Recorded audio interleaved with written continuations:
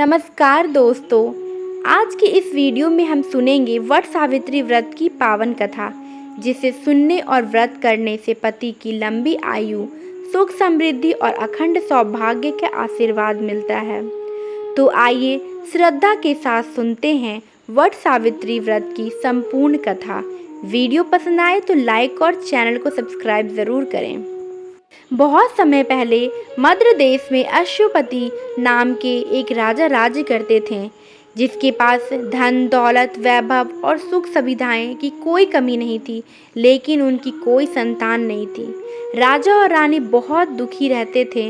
उन्होंने कई वर्षों तक माता सावित्री की कठोर पूजा और तपस्या की। उनकी भक्ति से प्रसन्न होकर देवी प्रकट हुई और बोली, राजन, तुम्हें एक तेजस्वी और गुणवान पुत्री प्राप्त होगी।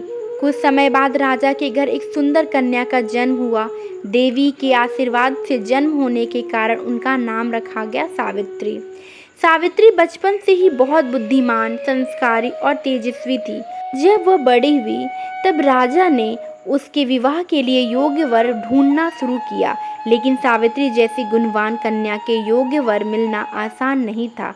तब राजा ने सावित्री से कहा कि वह स्वयं अपने लिए वर का चयन करे। सावित्री वन वन घूमते हुए एक दिन एक आश्रम पहुंची, जहां उसने एक तेजस्वी और सरल युवक को देखा। उस युवक का नाम था सत्यवान। सत्यवान बहुत धर्मात्मा, दयालु और माता पिता की सेवा करने वाला था। वह अपने अंधे माता पिता के साथ जंगल में रहता था। सावित्री ने मन ही मन सत्यवान को अपना पति मान लिया और आप वापस आकर अपने पिता को सब बात बता दिया। उसी समय महर्षि नारद वहां आए। उन्होंने कहा, राजन, सत्यवान बहुत गुणवान है, लेकिन उसकी आयु बहुत कम है। विवाह के 1 वर्ष बाद उसकी मृत्यु हो जाएगी। यह सुनकर राजा बहुत चिंतित हो गए। उन्होंने सावित्री को समझाया कि वह किसी और वर को चुन ले, लेकिन सावित्री ने शांत स्वर से कहा, मैं एक बार जिसे पति मान लेती हूँ, उसे कभी नहीं बदल सकती। सावित्री के दृढ़ निश्चय के आगे राजा को झुकना पड़ा और दोनों का विवाह हो गया। विवाह के बाद सावित्री अपने सास ससुर के साथ जंगल में रहने लगी।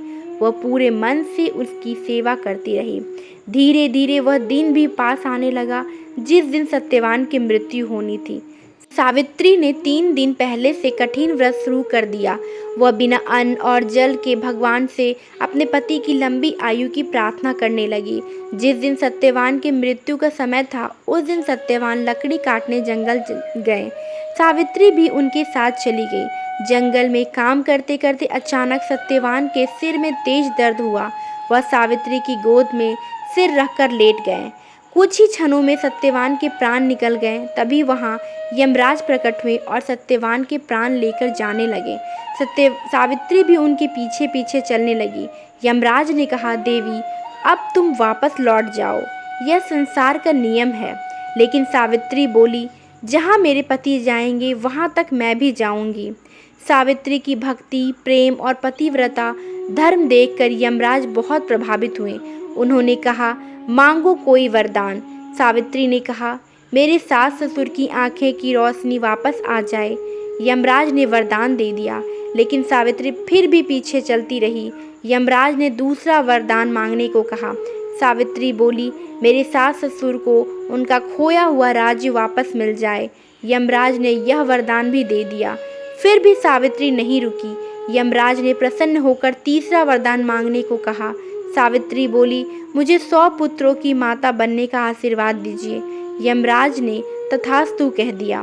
तभी सावित्री मुस्कुराकर बोली, प्रभु, बिना पति के मैं 100 पुत्रों की माता कैसे बन सकती हूँ। यमराज समझ गए कि सावित्री ने अपनी बुद्धिमानी और पतिव्रता धर्म से उन्हें पराजित कर दिया है। उन्होंने प्रसन्न होकर सत्यवान के प्राण वापस लौटा दिए। सत्यवान जीवित हो उठे। इसके बाद सावित्री और सत्यवान अपने परिवार के साथ सुखपूर्वक रहने लगे। तभी से हर वर्ष विवाहित महिलाएं अपने पति की लंबी आयु और सुखी वैवाहिक जीवन के लिए वट सावित्री व्रत रखती हैं। तो दोस्तों, यह थी वट सावित्री व्रत की पावन कथा। अगर आपको यह कथा पसंद आई हो तो वीडियो को लाइक करें, शेयर करें और चैनल को सब्सक्राइब ज़रूर करें। जय माता सावित्री।